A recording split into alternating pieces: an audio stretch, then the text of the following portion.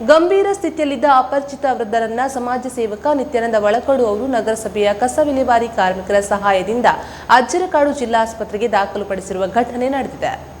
ಪ್ರಧಾನ ಅಂಚೆ ಕಚೇರಿಯ ಟಪಾಲು ಸಾಗಿಸುವ ಓಣಿ ರಸ್ತೆಯಲ್ಲಿ ವೃದ್ಧರು ಗಂಭೀರ ಸ್ಥಿತಿಯಲ್ಲಿರುವುದನ್ನು ಗಮನಿಸಿದ ಅಂಚೆ ಕಚೇರಿಯ ನೌಕರರು ಕರೆ ಮಾಡಿ ಒಳಕಡು ಅವರಿಗೆ ತಿಳಿಸಿದರು.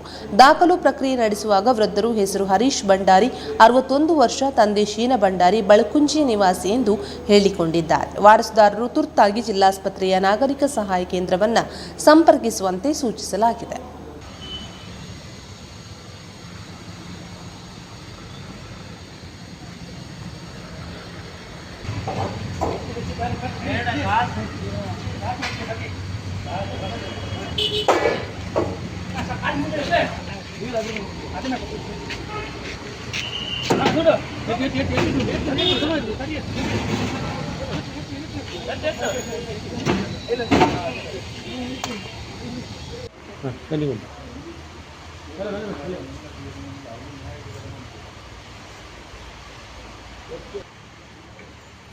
చెప్పి చెప్పి